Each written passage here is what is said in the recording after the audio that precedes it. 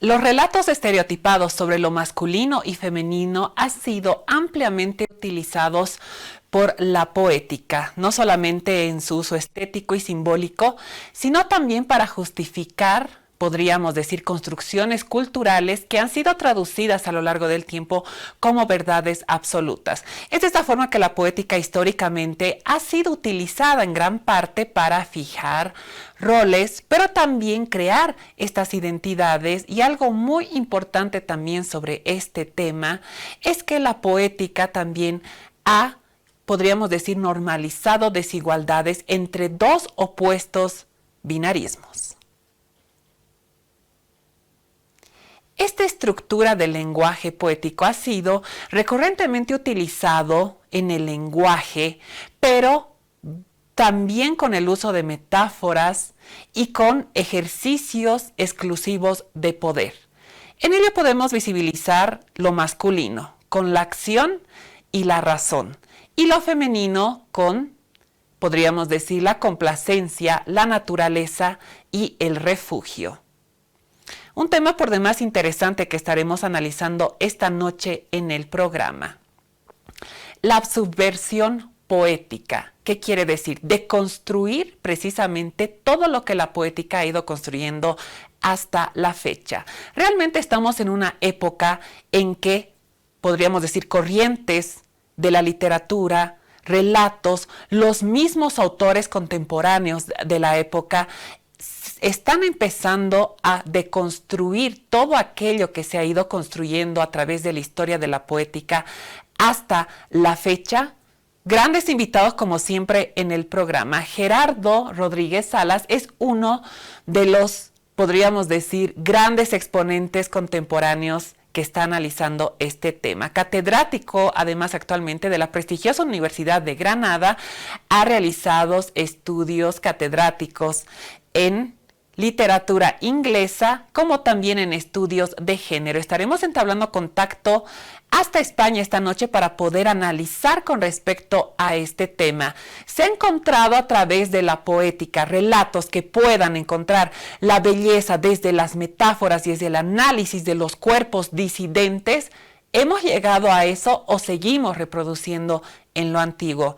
Y por supuesto nosotros además actualizando lo último en materia informativa que se genera en Bolivia y el mundo con la comunidad LGBTIQ+. Bienvenidos orgullosamente. Actualidad esta noche en Orgullosamente. La Suprema Corte de Justicia de la Nación en México invalida distintas normativas que afectaban a la comunidad LGBTIQ+ en los estados de Guanajuato, Campeche y Tamaulipas, con principalmente iniciativas del Código Penal, específicamente del estado de Guerrero, que eximía de responsabilidad a los padres o tutores que involucraban a sus hijos y menores de edad en las famosas terapias de conversión. La Suprema Corte de Justicia de la Nación volvió a marcar un precedente importante para los derechos de la comunidad LGBT+ en México. En una sesión que ya está siendo considerada histórica por organizaciones y activistas, la Suprema Corte de Justicia de la Nación invalidó diversas normas de Guanajuato, Campeche y Tamaulipas relacionadas con terapias de conversión, reconocimiento de identidad de género y discursos discriminatorios contra personas homosexuales. Uno de los puntos más relevantes fue el freno a disposiciones legales que reducían sanciones contra familiares o tutores que sometieran a menores de edad o personas LGBT+ a los llamados ECOSIEG, conocidos popularmente como terapias de conversión. La Corte determinó que estas prácticas constituyen tratos crueles, inhumanos y degradantes, además de violar derechos fundamentales como la dignidad humana, la igualdad, la salud y el libre desarrollo de la personalidad. De acuerdo con la resolución, la patria potestad y las labores de cuidado no pueden utilizarse como argumento para justificar violencia o prácticas que busquen modificar la orientación sexual o identidad de género de una persona. La Suprema Corte de Justicia de la Nación enfatizó que madres, padres y tutores tienen una obligación reforzada de protección hacia niñas, niños y adolescentes, especialmente cuando se trata de garantizar su integridad emocional y física. Otro punto importante de la decisión fue invalidar la parte de la ley que excluía el delito cuando una persona adulta supuestamente otorgaba consentimiento informado para someterse a este tipo de prácticas. Para la Corte, las terapias de conversión siguen siendo incompatibles con los derechos humanos, incluso bajo este supuesto. Durante la misma sesión, la Suprema Corte también invalidó una norma de Campeche que obligaba a menores de edad a presentar credencial para votar para solicitar el reconocimiento de su identidad de género. El tribunal consideró discriminatorio exigir un documento que, por edad, niñas, niños y adolescentes ni siquiera pueden tramitar. Gracias a esta resolución, personas menores de edad podrán acceder de manera más sencilla a una nueva acta de nacimiento acorde con su identidad autopercibida. Además, la Suprema Corte de Justicia de la Nación anuló parte del Código Penal de Tamaulipas que relacionaba el homosexualismo con el delito de corrupción de menores. Según explicó la Corte, esa redacción partía de la idea errónea de que la homosexualidad puede inducirse o reclutarse, una visión incompatible con los derechos a la igualdad y a la no discriminación. El máximo tribunal recordó que la orientación sexual forma parte de la identidad de cada persona y está protegida por derechos relacionados con la autonomía, la privacidad y el libre desarrollo de la personalidad.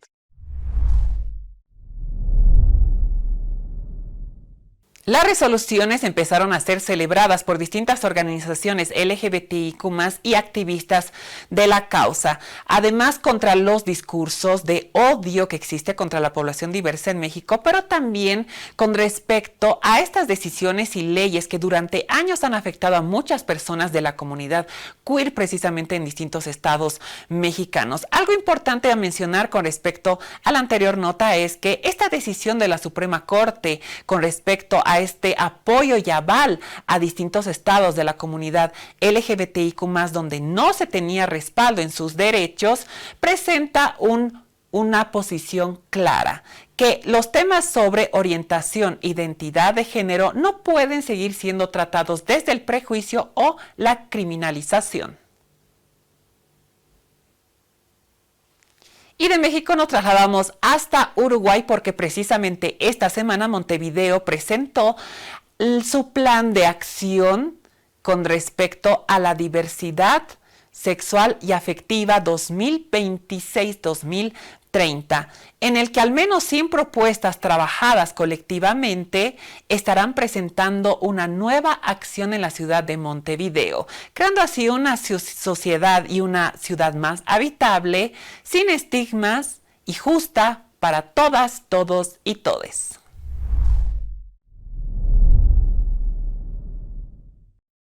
Este lunes, en la Sala Roja de la Intendencia Municipal, se realizó la presentación del Plan por la Diversidad Afectiva, Sexual y de Género en Montevideo para el periodo 2026 a 2030. Con una amplia base territorial y participativa, busca mejorar la calidad de vida de todas las personas que habitan en la ciudad, haciendo hincapié en que los derechos de las personas LGBTIQ+ sean realidad en la vida cotidiana, ya que siguen existiendo desigualdades en el acceso a diversos derechos. Reúne 130 propuestas que apuntan a mejorar aspectos tan fundamentales para la vida como el empleo, la vivienda, la salud, la educación, la cultura y el deporte. Además, aspira a garantizarle a las personas LGBTIQ+ el derecho al disfrute de la ciudad, así como realizar cambios a la interna de la IM para fortalecer su capacidad de conocer e impactar en la realidad de las personas LGBTIQ+. Este plan son 130 propuestas que construimos participativamente con colectivos y con vecinos, vecinas y vecinas de Montevideo en relación a 3 ejes principales. El primero tiene que ver con las condiciones materiales y comunitarias de la vida, ¿no? ¿Qué hacer en relación al derecho a la educación, al trabajo, a la salud, a la vivienda, a los cuidados, a los deportes, a la cultura? El segundo eje tiene que ver con el derecho a la ciudad. Las personas LGTBIQ+, tenemos derecho a disfrutar de Montevideo, a construirlo en conjunto con toda la ciudadanía, y allí agrupamos estas propuestas que apuntan a responder a las situaciones de discriminación que todavía se viven en esos espacios. Y el tercer eje tiene que ver con transformarnos por dentro. La Intendencia tiene procesos que tiene que cambiar para poder impactar de mejor manera en estos 2 primeros ejes que mencionábamos, que no son otra cosa que los derechos humanos de las personas LGTBIQ+. Participaron más de 120 personas, entre vecinas, vecinos, vecines y referentes de colectivos, y este es el resultado que para nosotros es una hoja de ruta. Fue una invitación a la participación y lo seguirá siendo en la implementación.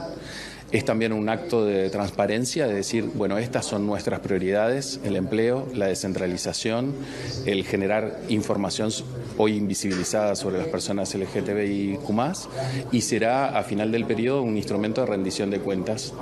Del evento de presentación participó el intendente de Montevideo, Mario Vergara, la directora del Departamento de Desarrollo Social, Graciela Villar, la directora de la División de Derechos Humanos, Antonella Torelli, y el coordinador de la Secretaría de la Diversidad, Andrés Caghiola. Hubo además un segundo panel moderado por Delfina Martínez, coordinadora del Centro LGTBIQ+, de Montevideo, del que participaron representantes de las mesas de diversidad, así como de la academia. El plan es el resultado de una amplia participación que se dio en varios ámbitos, como la Mesa Departamental de Diversidad y en espacios de consulta con infancias, adolescencia, personas mayores y otras intersecciones. Otros espacios de participación fueron el conservatorio organizado por Uruguay, Celeste Deporte y Diversidad, la Mesa de Diversidad del municipio de, y a través de un formulario web que estuvo abierto a toda la ciudadanía. El proceso de elaboración, a cargo de la Secretaría de la Diversidad, contó con el apoyo del Fondo de Población de Naciones Unidas en Uruguay, a través del equipo técnico integrado por Marcela Schneck y Agus Araujo. Los resultados serán evaluados externamente en una tarea coordinada por la Defensoría de Vecinas y Vecinos de Montevideo. Otro claro ejemplo de las acciones que se estarán empleando es junto a la Intendencia Municipal y también estudiantes de Universidad de la República la creación del Observatorio LGBTIQ+, que permitirá sistematizar datos, pero también brindar información completamente verificada sobre temas de diversidad y algo muy importante, romper las brechas de igualdad legal, formal y sustantiva. Entretenimiento esta noche en Orgullosamente, y tenemos que hablar sobre la película más esperada este año por la comunidad LGBTIQ+. Recientemente ha hecho su paso por el famoso Festival de Cannes, La Bola Negra, de los famosos Los Javis, quienes han puesto en lo alto el nombre del cine con diversidad. La historia está inspirada en la obra inacabada y homónima de Federico García Lorca y en la pieza teatral La Piedra Obscura de Alberto Conejero. Esta historia narra la vida de 3 hombres a lo largo de 3 épocas distintas, 3 vidas que están íntimamente entrelazadas por el deseo, la sexualidad, el dolor y la herencia. Una película que luego de hacer su paso por la Riviera Francesa prevé estrenar en salas de cine mundial a partir del mes de octubre. Y esta noche conocemos más de esta propuesta. Entre lágrimas y aplausos, Javier Ambrosi y Javier Calvo han triunfado en Cannes, tras presentar su nueva obra, La Bola Negra, proyectada en la sección oficial a competición de la 79ª edición del festival. Los directores han recibido la segunda ovación más larga de la historia de Cannes, con nada más y nada menos que 20 minutos. El récord lo mantiene El Laberinto del Fauno en 2006 con 22 minutos. Ambrosi y Calvo, visiblemente conmocionados y sin dejar de agradecer la ovación del público, dieron un discurso para reivindicar la historia detrás de la película. Federico García Lorca fue asesinado por el fascismo porque era gay. A todos aquellos que piensan que vamos a retroceder en la lucha y en los derechos LGTBIQ+ conseguidos, malas noticias, porque estamos aquí esta noche. Hay una frase de Federico que dice: hay que recordar hacia mañana. Por eso contamos esta historia, porque queremos hablar de aquellos que no tuvieron una voz, que no pudieron amar, que no pudieron existir, que no pudieron vivir, que tuvieron que callar, y a los que asesinaron para que no vuelva a pasar en el futuro. Gracias. A través de un relato que mezcla drama, memoria histórica y visibilidad LGBTIQ+, se centra en la vida de 3 hombres homosexuales en diferentes momentos de la historia de España, unidos por emociones y conflictos que atraviesan el tiempo. Carlos, interpretado por Milo Kifes, vive su historia en la España de 1932. Esteban, encarnado por Guitarrica, aparece en 1935. Y Alberto, al que da vida Carlos González, en el año 2017. A través de ellos, la película conecta distintas generaciones marcadas por el miedo y la dificultad de vivir el amor con libertad. El título nace de una obra inacabada de Lorca, una figura cuya influencia recorre toda la película. Dentro de ese imaginario lorquiano, los Javis construyen un relato para reivindicar los derechos y la historia del colectivo LGTBIQ+ en España. Según ellos, es una película queer, grande y ambiciosa, hecha por 2 directores queer y maricones, y protagonizada por 3 protagonistas gays.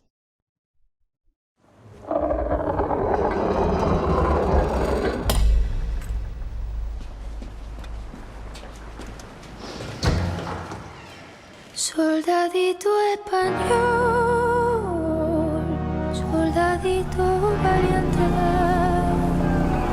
el orgullo del sol, de besarte en la frente,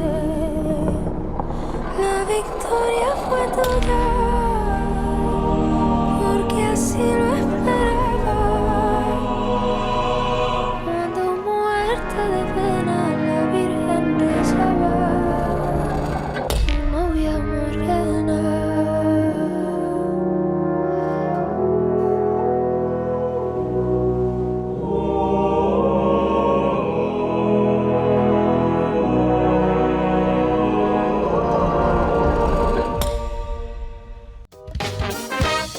Ahora estás viendo Orgullosamente.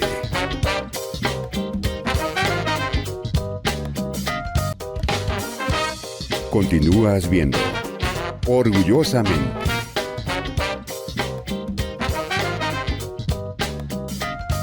Continuamos con más esta noche en Orgullosamente. Gracias por su amable sintonía. Hechos de actualidad, y tenemos que dar a conocer sobre una noticia que está acaparando todos los medios de información. Gabriel Attal, quien pertenece al partido político Renaissance del presidente Emmanuel Macron de Francia, busca la presidencia en ese país y podría perfilarse posiblemente como el primer hombre abiertamente homosexual en buscar la presidencia y ser primer mandatario.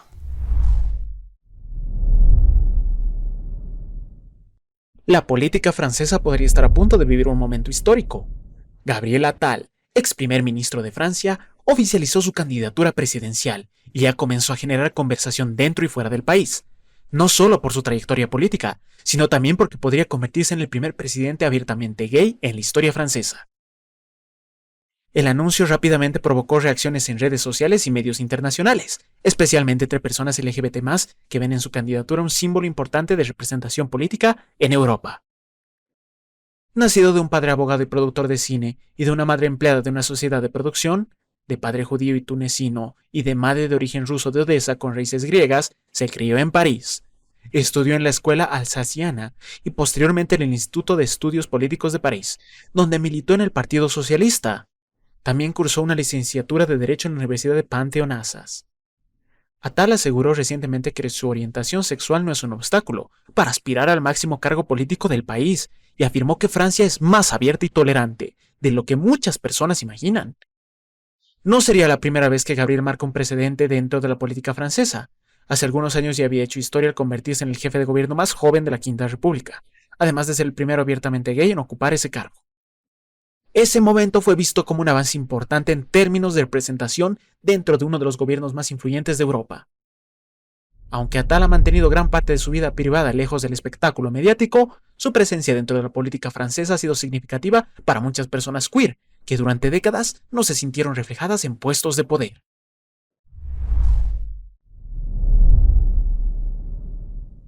Gabriel Attal ha destacado en la política francesa, principalmente en la gestión de educación. Cuando fue ministro de Educación, impulsó iniciativas para volver a tomar la autoridad de la docencia y también subir el sistema académico. Y en Cuentas Públicas, cuando trabajó en el Ministerio de Cuentas Públicas, sobre el manejo de presupuestos estatales, como también la búsqueda de la reducción del déficit.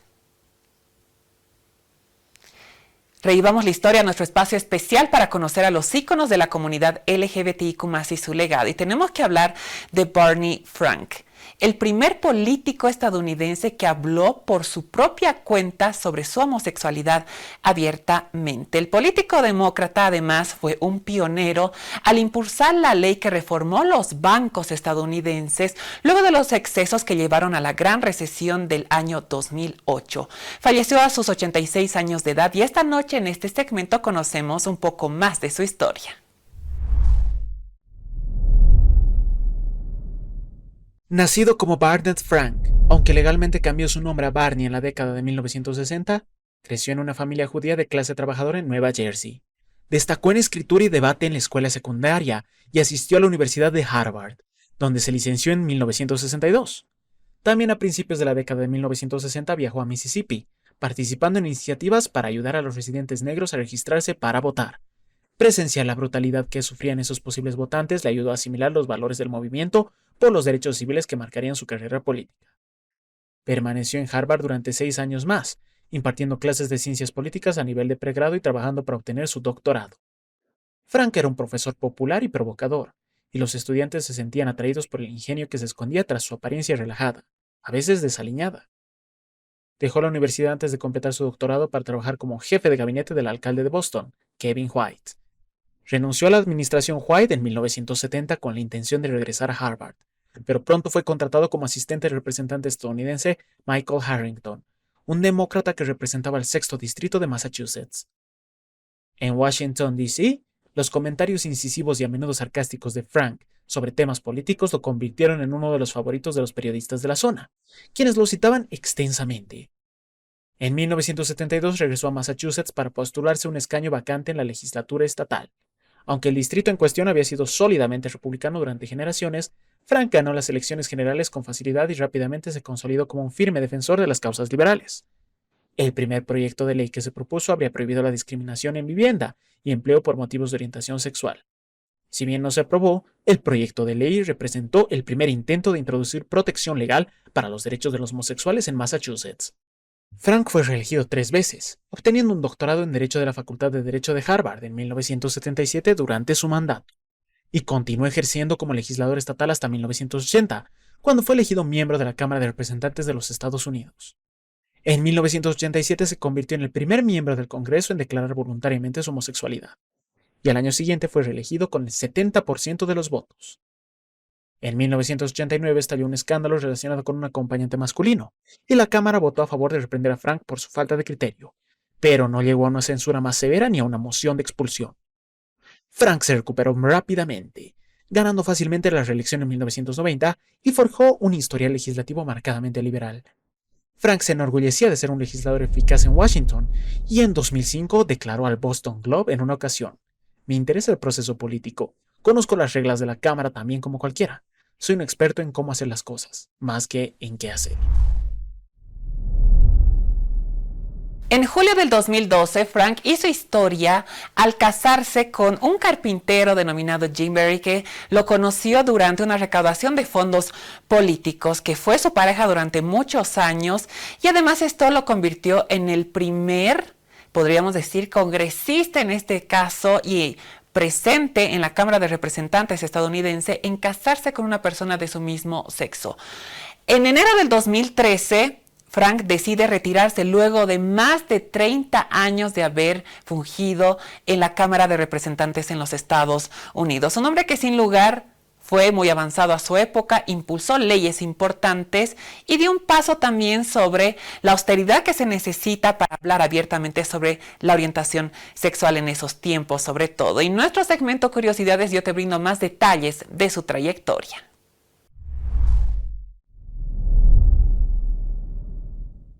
Algo que dejó atónito a más de uno en su tiempo fue las aseveraciones que Barney Frank realizaba en esta época. Si me hace directamente la pregunta, ¿es usted gay?, la respuesta es sí. ¿Y qué más da? Con esta frase tan simple que ahora puede parecer intrascendente, Barney Frank protagonizó en 1987 una pequeña revolución en torno a lo que se consideraba aceptable en un político. Frank, el primer congresista de Estados Unidos que habló con naturalidad sin esconderse de su homosexualidad, uno de los momentos álgidos de la carrera de este político demócrata llegó tras la catástrofe financiera del 2008. Frank, que representó a su distrito de Massachusetts desde 1981 a lo largo de los 32 años siguientes, impulsó desde su escaño la normativa para atar corto a la banca tras los desmanes que provocaron lo que pasaría a la historia como la Gran Recesión. Además de la regulación financiera, sus principales batallas políticas giraron en torno a asuntos como la accesibilidad a la vivienda o el colectivo LGBTIQ+, y el derecho de las mujeres a la libre elección de su propio cuerpo.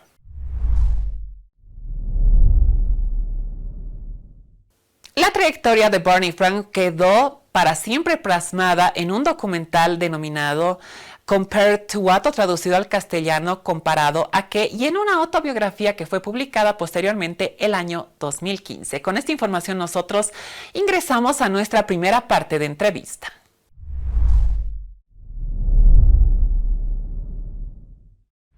Y es momento de entablar contacto esta noche orgullosamente hasta la ciudad de Granada, en España, porque tengo el placer de presentar a todos ustedes al catedrático Gerardo Rodríguez Salas, quien es escritor, pero sobre todo poeta. Bienvenido orgullosamente. Muchísimas gracias, Leoni. Encantado de estar con todas vosotras y vosotros orgullosamente. Gerardo, eres una personalidad muy importante en el ámbito literario en tu país. Queremos conocerte también más en Bolivia y desde los inicios en el que la literatura inspira a tu vida y decides dedicarte a ello hasta la fecha. ¿Cómo fue esta trayectoria?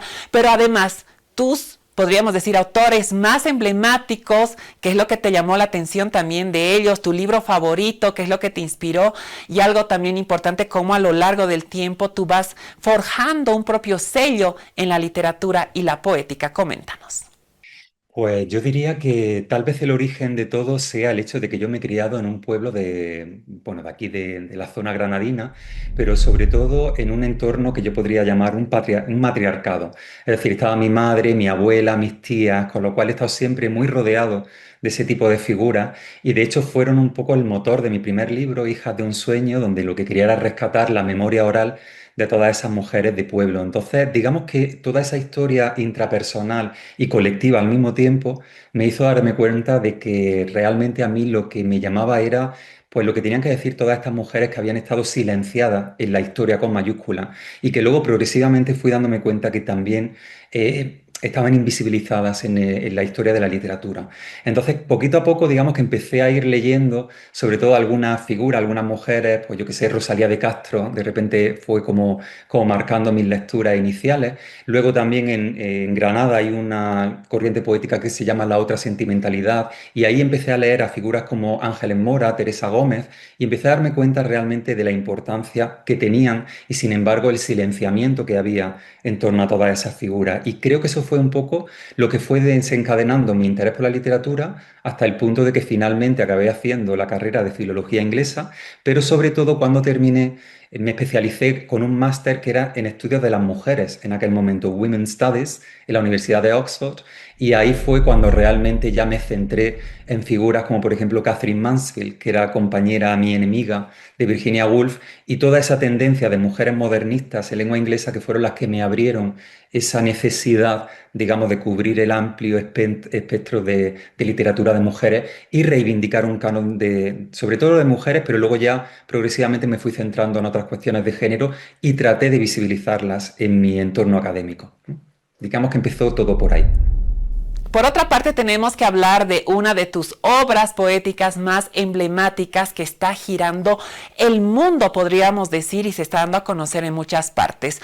Oxford Circus. ¿De qué se trata este libro de poesía? Coméntanos un poco más de dónde nace crearlo, qué es lo que querías lograr con ello, qué es también lo que tú propones desde la metáfora también que se propone en Oxford Circus y todos los detalles de este gran proyecto literario. Pues mira, yo creo que lo más interesante de este libro, que es Oxford Circus, es probablemente la gran sorpresa de que se llevó el tercer Premio Internacional de Poesía Mar Poética, que aquí en España es uno de los más incipientes, pero de los que está lanzándose con más fuerza y que además publica la editorial Visor, que es una de las más importantes tanto en España como en Latinoamérica. Por tanto, la primera gran sorpresa fue que un libro que defiende, digamos, toda esta extranjería y toda esta historia del colectivo LGTBIAQ+, en su sentido más amplio, de repente consiguiera un premio de este calibre y acabara publicada en una editorial de este calibre. Para mí ha sido realmente la gran sorpresa y realmente también la importancia de que lo que utilizo es precisamente la imagen del circo, porque lo que trato es de traer al centro social, al orden social, todos esos saberes de los márgenes, lo que Paul Preciado denominaría el desplazamiento de saberes, y lo que hago es traer todos esos saberes de la extranjería, de la periferia y de lo que es la identidad queer en el sentido más amplio a través de la metáfora del circo. Por tanto, son imágenes circenses de todos estos personajes que están siempre transitando, pero nunca se quedan en un espacio concreto, ¿no? De hecho, hay un verso de mi primer poema, que se titula Escribir, que dice saber que no nos querrán aunque vengan a vernos. Esa idea de la extranjería que supone la imagen del circo. Y por supuesto para mí también, aparte de generar una genealogía de todas esas imágenes, de todos esos conocimientos del colectivo que han sido visibilizados, violentados, traerlo a colación y al centro, al mismo tiempo quería convertirlo en una gran fiesta de la diversidad y sobre todo también de alguna forma darle ese protagonismo que no han tenido. Y como digo, el circo se convierte en ese juego también de reapropiación, pues también podríamos decir de todo ese estigma contra el colectivo. Cuando hablamos de esto es un circo, estamos diciendo algo así como que menudo esperpento de situación, ¿no? Y sin embargo aquí se convierte en la gran protagonista y en la que recibe toda la atención y todo el cariño. Entonces, de repente el público lector está invitado, invitada, invitade a adentrarse en este circo y a ser parte de él en el sentido más amplio. Interesante. Gerardo estará con nosotros esta noche en Orgullosamente y a lo largo de este programa para poder seguir analizando temas interesantes con respecto a la temática de esta noche en el programa. Mientras tanto, nosotros hacemos una breve pausa. Ahora estás viendo Orgullosamente.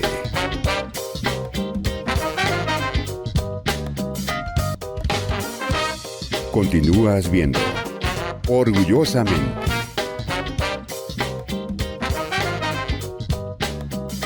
Continuamos con más temas esta noche en Orgullosamente. Gracias por su amable sintonía. Y más recientemente en la Iglesia Católica Alemana se abre la posibilidad de bendecir a parejas del mismo sexo. Esto ha sido una decisión tomada por la diócesis de Múnich que abre un paso de apertura importante para los fieles creyentes de la comunidad LGBTIQ+ en la religión católica y un paso también al reconocimiento de entre lo que se ha ido luchando los últimos años en sus derechos. Conocemos más de esta noticia.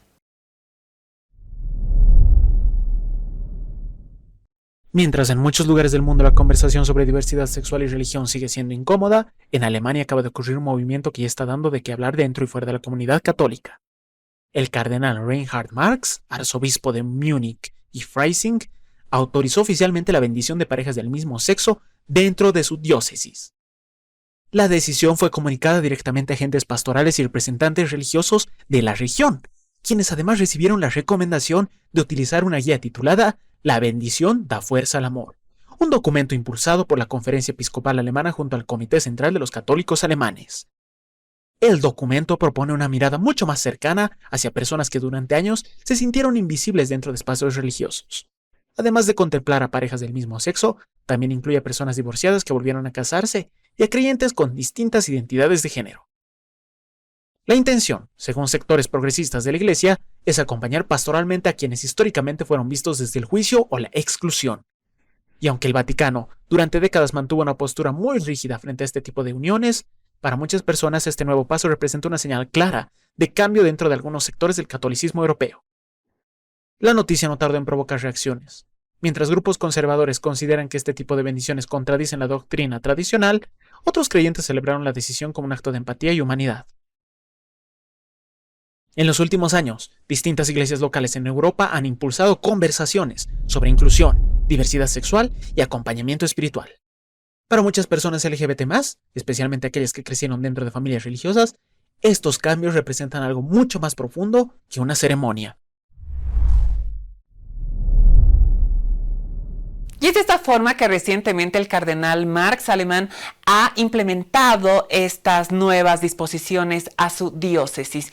Pero la polémica no termina ahí, porque luego de esto el pontífice León XIV, al ser cuestionado luego de regresar de su gira por África con respecto a esta decisión en la Iglesia Católica Alemana, dio a conocer la posición del Vaticano al no estar de acuerdo con la formalización de la bendición de parejas del mismo sexo dentro de la Iglesia Católica. Sin embargo, los obispos alemanes no estarían infringiendo el Fiducius Supplicans, ni tampoco los límites en los que juega este reglamento, pero que sí traen sobre la mesa más apertura para la comunidad LGBTIQ+. Es una noticia que de todas formas continúa en desarrollo. Y el mes del orgullo LGBTIQ+ ya se acerca y estamos seguros que será esta canción el himno de la comunidad LGBTIQ+, que estará presente en todas las plataformas. Umen y Cascales traen Chocolate, un nuevo ritmo fresco que además estará siendo seguramente uno de los temas más sonados en el mes del orgullo. Y esta noche conocemos más de su talento.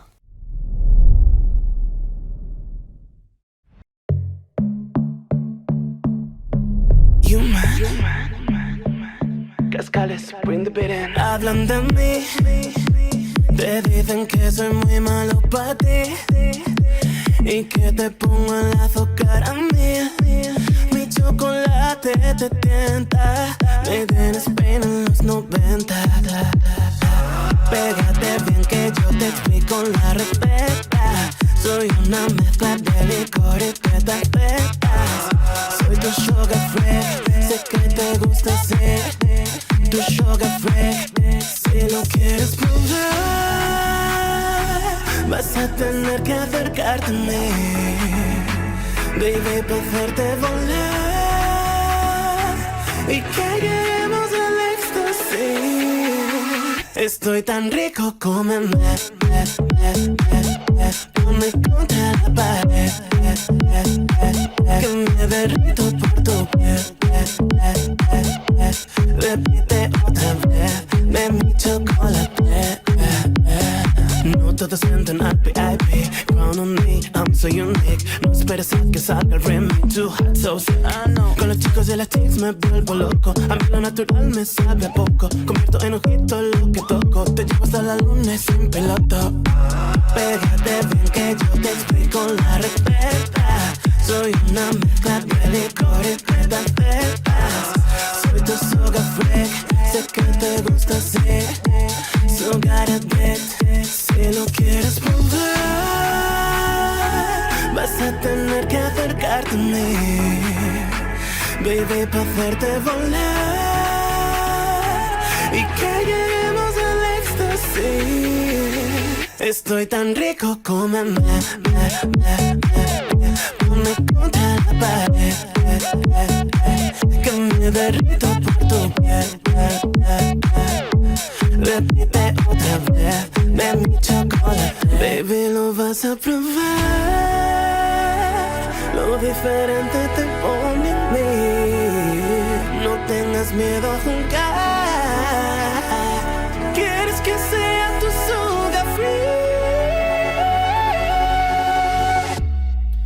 Estoy tan rico, cómeme, ponme contra la pared, que me derrito por tu piel.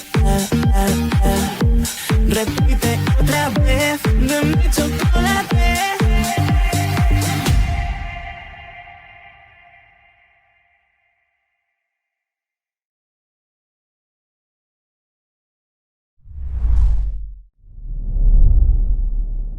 Una canción totalmente pegadiza, nueva, con respecto también al vestuario que se pone en cámaras para este video musical. Y yo te comento más detalles con respecto a ello en nuestro segmento Curiosidades. La colaboración entre Umen y Cascales se forjó en Prod Bling, un escenario urbano. De esas sesiones surgió el tema que supone la primera colaboración entre ambos que ha coproducido Kasem Fahmy. El título no es casual, pensé que chocolate era el término perfecto para hablar de lo que quisiéramos en esta primera colaboración, explicó Cascales. Nos apeteció utilizar una base pop con reminiscencias del house de los 90 para celebrar el hedonismo y la diversidad queer.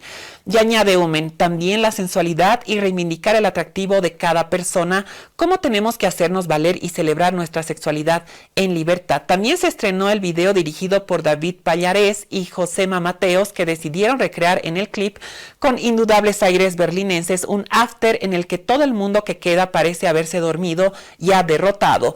Hasta que llega Cascales, empieza a sonar chocolate y todos reviven y se reanuda la fiesta. Quisimos contar con amigos invitados, gente muy diversa, porque también queríamos que se sintiera un espacio seguro donde todo el mundo cupiera, que es algo que defendemos también con nuestra música, explicaban ambos. Detalles interesantes y nosotros con esta información ingresamos a nuestra segunda parte de entrevista.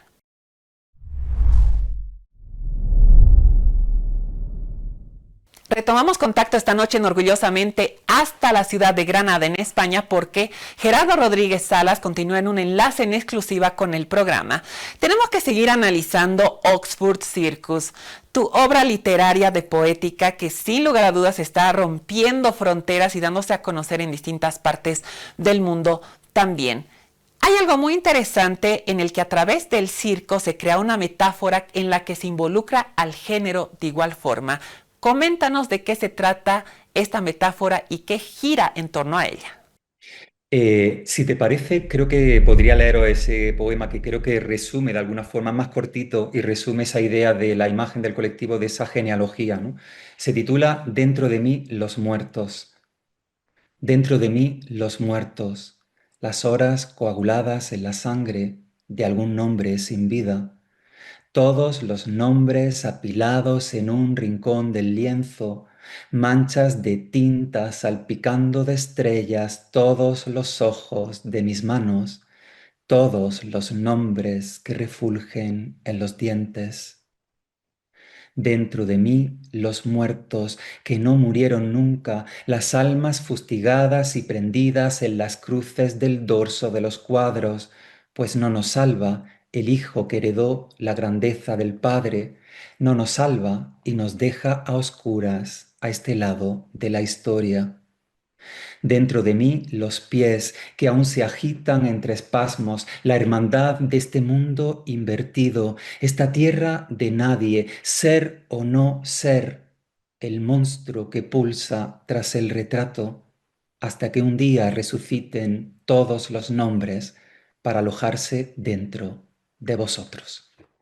Sí, precisamente aquí que sale la imagen del monstruo, creo que es una de las claves del libro, ¿no? Y de hecho comienza con esa referencia a, a Paul Preciado cuando dice, yo soy el monstruo que os habla. Y creo que es importante también en esa reivindicación precisamente de los saberes queer, el hecho de que siempre se ha estigmatizado al colectivo pues, con todo tipo de insultos, como ocurre siempre también con la extranjería, y como en el libro, de repente, la gran pregunta es ¿quién es el monstruo? Y sobre todo, ¿quién es el monstruo que os habla?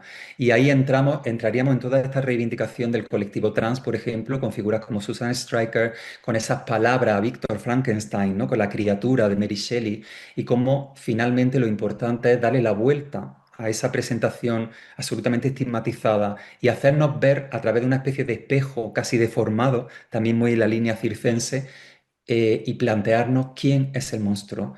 ¿Quién es el monstruo? ¿La persona que viene simplemente performando o la persona que cuestiona, que juzga, que se ríe de todos los demás, ¿no? Creo que es importante entender en este libro cómo nada es estable, se rompen los binarismos y tenemos que reivindicar y repensar sobre todo esta imagen del monstruo en línea con todo este colectivo.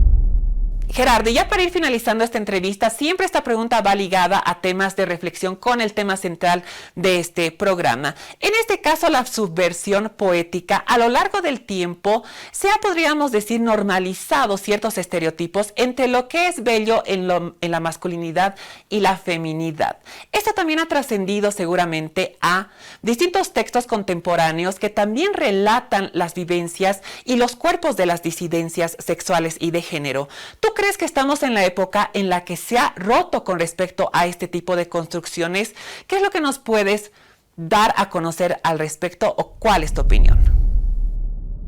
Pues yo diría que estamos en una época donde se vuelve el péndulo. Me acuerdo cuando enseñaba, claro, en mis clases de literatura y género, lo que hago siempre es una revisión teórica de toda la evolución del género, los movimientos feministas, la segunda ola, la tercera. Y claro, me acuerdo que cuando hablaba de las distintas masculinidades, de las olas con respecto a los estudios de masculinidades, hablaba de los años 70, 80 como esa especie de retroceso, ¿no? Como esa vuelta a una masculinidad primitiva, casi tribal, ¿no?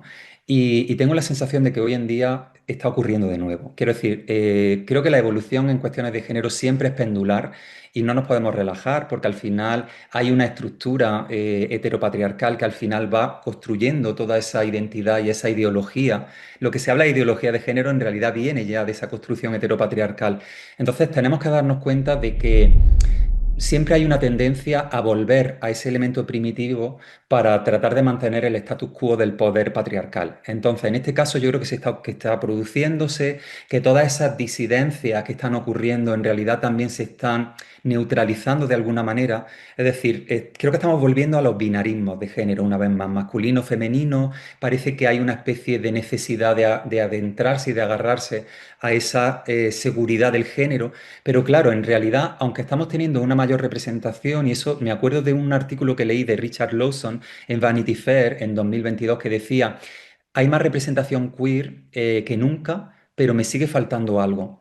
Y yo creo que el sistema tiene esa capacidad de integrar todos estos elementos disruptivos que vienen un poco de los márgenes de lo que yo venía diciendo con esa metáfora del circo, tiene esa habilidad de integrarlos para neutralizarlos a modo de vacuna, para que sintamos que están teniendo representatividad, pero en el fondo si analizamos todas esas representaciones culturales, ¿cuáles de ellas tienen realmente una entidad propia y una profundidad que trate de elaborar realmente ese tipo de identidades y no sea simplemente una cuota de pantalla o una cuota de representatividad?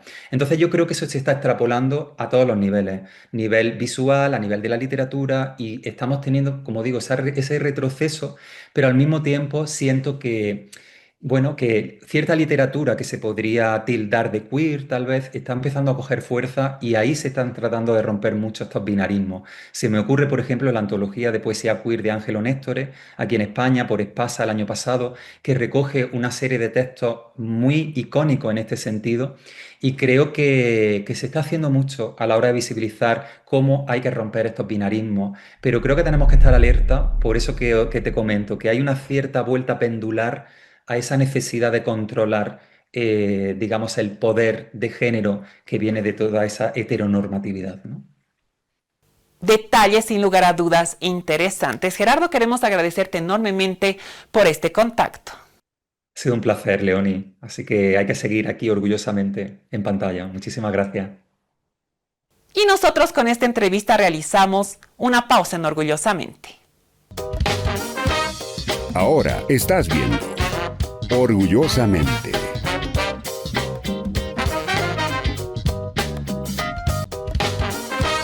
Continúas viendo Orgullosamente.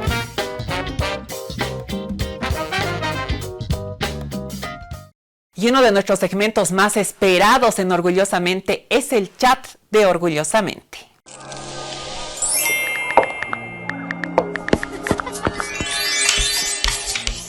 La pregunta nos la hace Andrea. ¿Qué es Gilaña, el orgullo de emprender y cómo puedo ser parte? Y para responder esta pregunta, Leonardo Kisber Cornejo de Igual Bolivia, encargado de la parte de comunicación, nos detalla al respecto. Bienvenido. Un saludo a todas las personas que ven orgullosamente.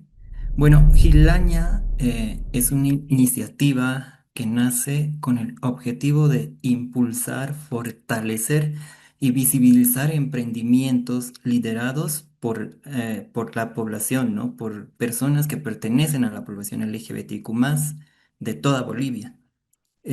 Con esta iniciativa buscamos crear un espacio donde nuestras y nuestros emprendedores puedan mostrar sus productos y servicios, generar oportunidades económicas para ellos y conectar de manera directa con potenciales consumidores. Actualmente, Gilaña cuenta con 19 emprendimientos inscritos y estamos trabajando en el desarrollo de una página web y una aplicación móvil que sea mucho más dinámica y accesible, donde cada emprendimiento podrá promocionar sus productos, compartir información de contacto y ampliar su alcance. Creemos profundamente en el talento, la creatividad y la capacidad de nuestra población. Entonces es por eso que Gilaña no solo busca promover negocios, sino también aportar a la inclusión económica y a la construcción de espacios más seguros y visibles para todas las personas LGBTQ+, emprendedoras. Eh, y ser parte de Gilaña no es muy complicado, ¿no? Más bien, las personas interesadas pueden escribirnos al correo electrónico que les voy a dar a continuación, que es gilana.bolivia@gmail.com, o pueden comunicarse directamente mandándonos un mensajito de WhatsApp al 775-91-777. Tal vez les puedo repetir la información para que lo tomen muy en cuenta.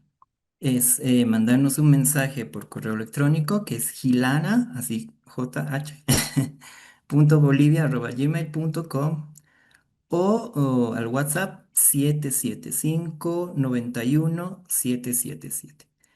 Solo necesitamos conocer un poco más de su emprendimiento, que nos den algunos detalles y algunos datos básicos, también que nos pasen el logotipo de su empresa, de su emprendimiento, y tal vez algunas fotografías y detalles de sus productos o servicios que ustedes ofrecen. La participación es completamente gratuita, no se les va a cobrar absolutamente nada. Además de promocionar los emprendimientos en las redes sociales como es Instagram, Facebook, que tenemos las páginas habilitadas. También vamos a impulsar su presencia en ferias, actividades que tengamos en distintos espacios para que ustedes puedan ofrecer sus productos. Asimismo, difundimos sus productos y ofertas mediante boletines y otras publicaciones que la saca cada semestre igual Bolivia. Queremos acompañar el crecimiento de cada emprendimiento y demostrar que el orgullo también se construye creando emprendimiento, emprendiendo y generando oportunidades. Agradezco mucho por el espacio y desde igual estamos abiertos a sus consultas, y pues será hasta otra nueva oportunidad. Muchas gracias.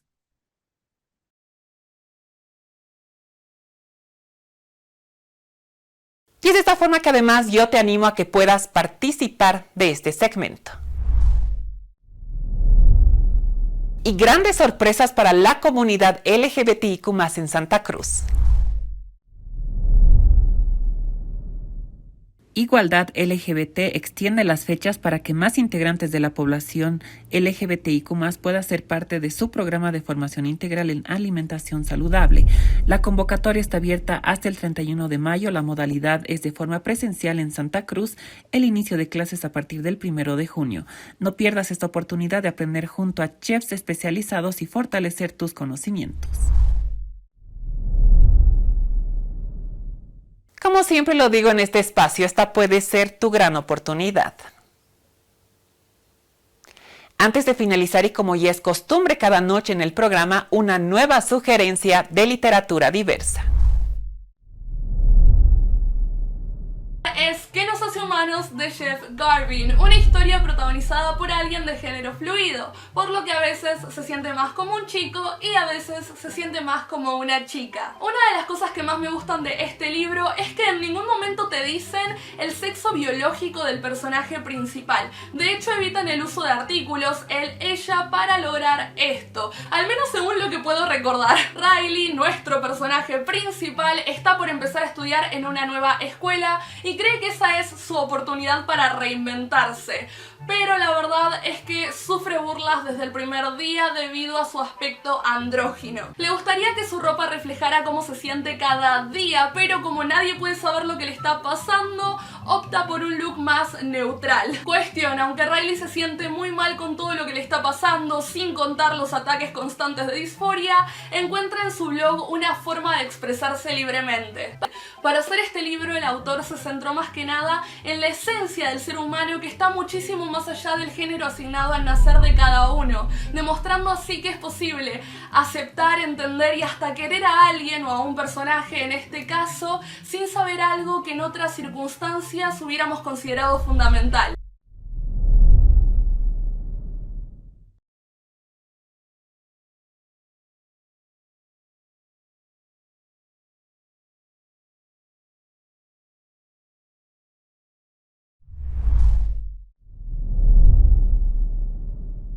En este programa pudimos analizar a grandes rasgos lo que está pasando con el lenguaje poético actual, la subversión de los roles establecidos y también las desigualdades que se han ido dando a lo largo del tiempo a través de opuestos binarios. Grandes sorpresas para nuestras siguientes emisiones y siempre lo digo, las estrellas de la comunidad LGBTIQ+ de Bolivia y el mundo en cada programa de Orgullosamente.